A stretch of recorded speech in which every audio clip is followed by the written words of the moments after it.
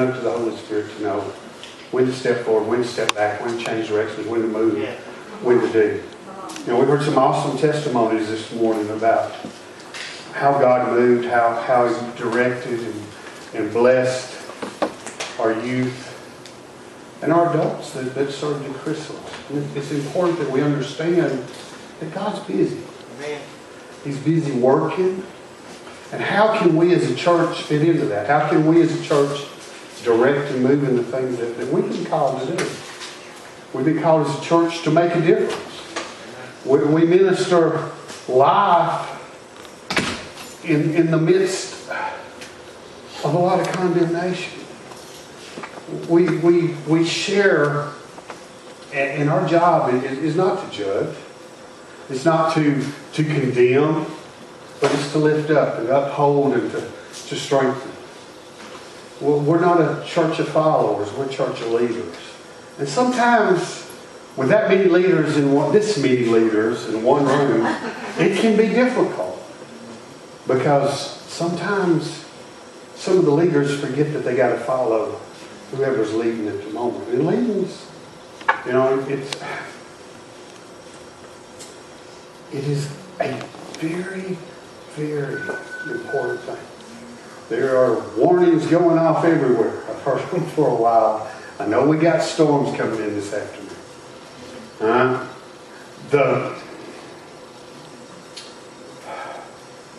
As I looked over the last time I updated the church vision, I looked at how many things we'd accomplished, what we were looking for, what we were looking to do in 2015. I laid out some things that I wanted the church to do that God had given me, and I put it in writing and I shared it with you. And my intent was to do that this morning. And it's like God's telling me, you've got to see some things open up before you can put it down. What Libby ministered last week was so on the mark. And it was like such a powerful message for the hour. And all y'all that weren't here, you need to watch it on YouTube and get a copy of the CD and listen to it, because it's important. Because she was talking about vision and how important vision is to go forward. If you haven't got a vision, you don't know where you're going. As we come this afternoon, we're going to elect new trustees for 2017. And, whoever the trustees are need to support the vision of this church. But they got to know what the vision of the church is. Paul told us, always be ready to answer with the hope that's within you. If you don't have an answer for the hope that's within you, then you need to be taught. You don't need to be trying to lead. You don't need to be trying to tell others what to do. So you can really share what the hope is that's in you. And have you got a hope within you? Have you got a knowing of what God desires for your life and what God desires for you to do? I'm so proud of the youth that as 1010 worship came, and that's what they've named themselves. And, praise God. They've been listening to me. Okay, that's good. Just the very name y'all picked out just said you have been listening to some things I've been preaching over. And that's a good thing. But there's more to go. There's more to do. Are you ready for 2017? Church, are you ready? I was going to hold off about the No Boundaries service for another week because of the business meeting this afternoon. The last Sunday morning, the Lord spoke to me so clear that we need to have one tonight. So we're going to have it. I know some of you want to go home, watch the football game, and rest after this business meeting. If you want to do that, fine, you're free. No guilt. This is a no guilt zone. We don't condemn. And that includes watching the football game, staying out of church to do things with your family. I don't want to hear condemnation put on anybody. Because that's totally against what we are. Okay? We have to learn to love and accept everyone where they are in order to help them get where God wants them to be. If I tell you how wrong you are to start with, I haven't built a bridge that we can begin to walk together on, because we've already put a stumbling block out there. That's right, man. But I believe what God's called us as a church is to reach out to one another, to take each other by the hand and grow.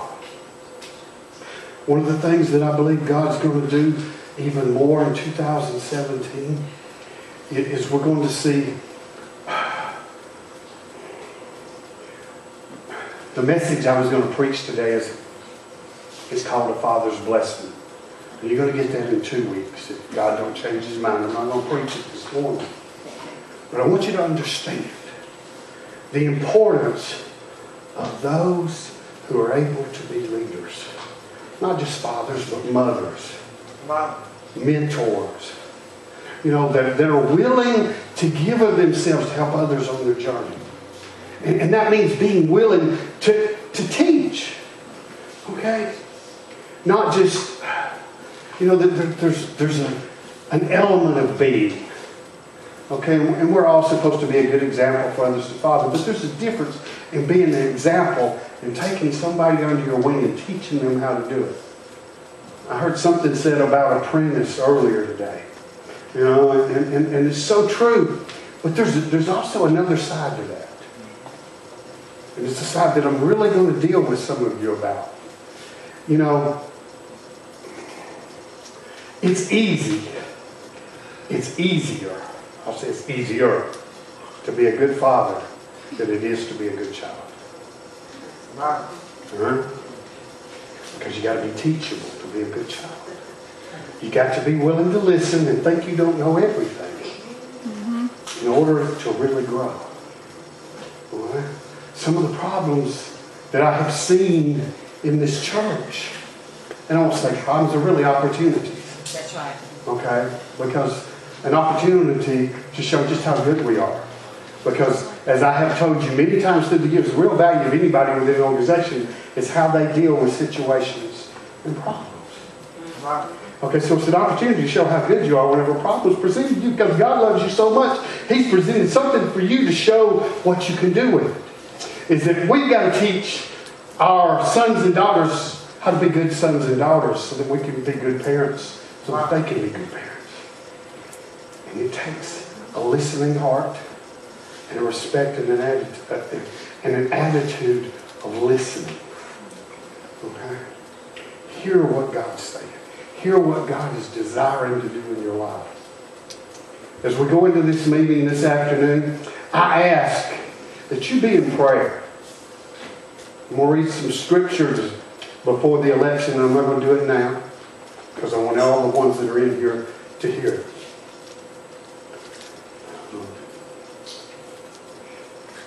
We are called this year more than ever before, I believe, in the history of full life.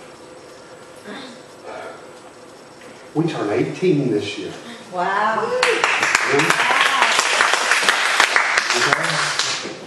Some of you know how important 18 is. Yeah. All right, think about it. Okay?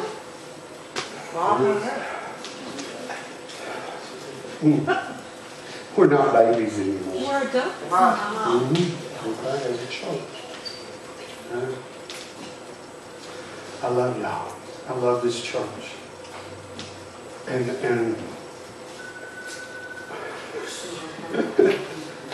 that's a familiar sound. It's a warning. But we get those spiritual warnings too. Are you hearing what the Spirit's saying today?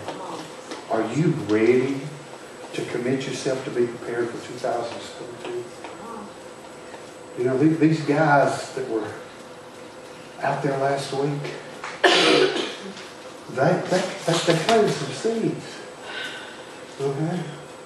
And they shared some things that become contagious. Have we got a place for people to come in? Jane blessed me this morning. She blew me away with that voice, because that little big voice out of that little package. Hallelujah. It's awesome. Hallelujah. It's so awesome to see that. We serve a mighty God. And as we go through this year, we're going to see things happen in such an explosion of power and might. What God is going to do is going to amaze you. There's some things we're going to do that are going to surprise you. And they're going to stretch you. And you're going to see some things that as God takes us, He's going to cause us to expand our territories like never before. in areas that we may not be ready for now, but He's going to equip us. There's some teaching going to come. There's some preaching going to come. And there's a Word of God that's going to come prophetically. It's going to shake the trees and firm the foundation like never before. Hallelujah. Are you ready for what God's doing in the coming year? Are you ready to listen? Listen and respond with understanding. And that's not just to the preacher. Amen. That's to each other. Okay? Too often, we listen with, and I'm bad as a preacher to listen to other preachers. I'm listening with an ear to how am I going to preach this. Okay? I mean, it's the truth. Okay? Because that's so much of my life that I forget to respond to God with an understanding of what He's speaking to me in my life. And when one of the things that I learned to do many years ago, before I became a preacher, I learned to counsel people. And the first thing we must do as a counselor is not talk. It's listen and respond with understanding. If you're going to have a friendship and you're going to build unity and relationship, you've got to learn to listen to each other and respond with understanding. And one of the things I'm going to tell you about understanding is not saying you're wrong. Okay? Because I want to tell you something. If somebody tells you that they feel something, their feelings are real. Yes. Amen. Okay? They may be totally wrong in how they're looking at it from your point of view, but from where they're sitting, their feelings are totally right.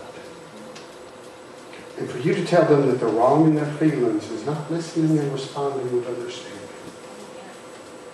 Put yourself in their seat for a minute. And then respond with understanding. And begin to minister to where they're at. This altar is a holy ground. A few minutes ago, as I was standing there and the Lord was speaking to me, and I saw the tears on this altar. And they're precious. It says that the angels bottle up the tears. There's some tears that got bottled up this morning, but as God was speaking to me, that this is where healing comes. But healing don't come because we tell something they're wrong and how they're feeling. We have to respond with understanding where everybody's at in order to help to get there. You know, you don't have to agree with what everybody's doing. But when you come to love them right where they're at and accept them where they're at, I want to tell you something. Church, you're special. And I want to give you an example that every parent in here can understand. Every brother and sister in here, I want you to hear me. There's a lot of judgment that goes on. But when you ask yourself a question, if your child or your brother or your sister came to you and told you they were homosexual, even though you may believe that homosexuality is wrong, can you accept them where they are and love them in spite of it? You don't have to agree with it. Nobody says you have to. But to accept them and love them where they're at is essential to being a Christian. Amen. I want to tell you something. Hear me with this. Until we learn to accept accept each other where we are, we can't truly be the church God's called us. That's right. Because I want to tell you what. There are things throughout this church that I don't agree with. There's sin in the camps in a lot of places that I don't agree with. But I accept each person in this church exactly where you are today. And I love you. And God loves you. And it's not up to me to try to change you or to tell you wrong. It's up to me to love you and take your hand and walk through that. And that's what I'm asking the leadership of this church for 2017 to be willing to stand up and do when we leave this meeting this afternoon, that every one of us can love and accept one another as we go forward without judgment. You know, without condemnation, but with a knowing that we're called as Christ's body to love one another with an unconditional love. It says, I'll hold you right on through it. Whatever it is. I'm not going to desert you. I'm not going to abandon you. If you decide to go crawl in the pit of hell, I'm going to go crawl in there with you and hold you till I can get you drug out of it and not quit loving you. And I'll tell you one thing, you won't be the first one that I've done it for. I got a little experience under my belt. Believe it or not, I can tell you some more stories. But that don't matter. Church, do you love one another? Are you willing to accept what we're doing as a church and go on? There's some changes coming. There are some changes coming. And I'm so excited about it.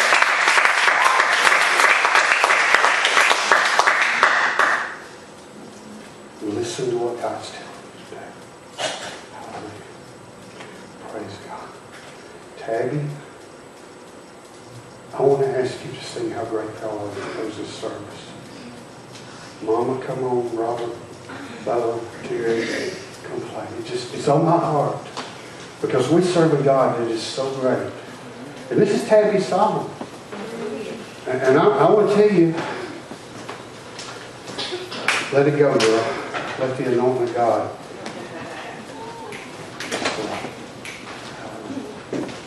Praise God. Father God, Lord, we love you. We praise you with all that we are. And Lord, as we come to this place, we know how great you are. Guide us and direct us in all your purpose. And give us what you call us to be. And move us in your power and your might. In Jesus' name. Amen. Go ahead.